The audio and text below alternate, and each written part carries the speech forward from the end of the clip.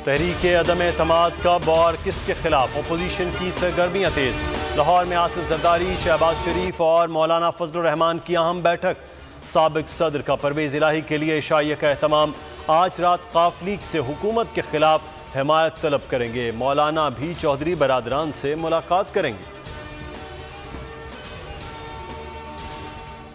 तहरीके अदम एतमाद में horse trading की इत्तला वजीर इत्तलात ने दे दी। फवाद चौधरी कहते हैं अपोजिशन ने हमारे 3 MNAs को पैसों की पेशकश की है। मामले पर नजर है, जुर्रत है तो 24 घंटे में अदम एतमाद लाएं, लग पता जाएगा।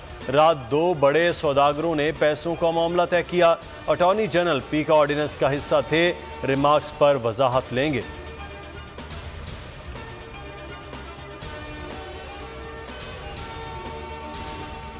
पीका ऑर्डिनेंस को इस्लामाबाद हाई कोर्ट और पार्लियामेंट में चैलेंज करेंगे। नून लीग का फैसला। मरियम औरंगजेब कहती हैं आज आप पर तनकीद हो तो 5 साल सजा, आप दूसरों की तस्दीक करें तो 5 साल हुकूमत करें। काले कानून के तहत ज़बानबंदी करने की कोशिश की जा रही है। किराए के तर्जुमानों की चीखें सुनाई दे रही हैं। इस्लामाबाद हाई कोर्ट का बड़ा फैसला। पीका तरमीमी ऑर्डिनेंस के सेक्शन 20 के तहत FIA को गिरफ्तारियों से रोक दिया। SOPs पर अमल न हुआ तो DG FIA और सेक्रेटरी दाखिला जिम्मेदार होंगे। PFUJ की दरख्वास्त पर समाअत चीफ जस्टिस अतर मिनल्ला कहते हैं पब्लिक फिगर के लिए हतक इज्जत कानून होना ही नहीं चाहिए। जिम्बाब्वे और युगांडा भी हतक इज्जत को फौजदारी कानून से निकाल रहे हैं। अटॉर्नी जनरल से कल जवाब तलब।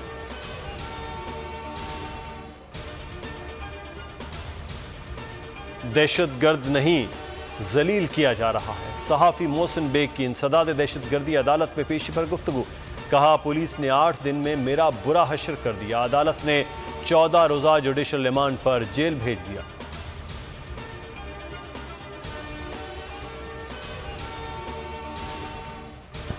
सहाफ़ी अतर मतीन के कातिल के खिलाफ सहाफ़ियों का एहतजाज। बड़ी तादाद सिंध असम्बली पहुंच गई।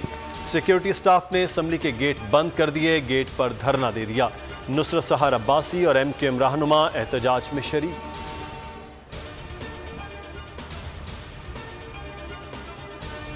इलेक्शन एक्ट में तरमीम। इलेक्शन कमीशन का मामला हुकूमत के सामने उठाने का फैसला। खत के जरिए आइन और कानून की खिलाफ वर्जियों की निशानदही की जाएगी। सियासी जमातों से भी मुशावरत का फैसला।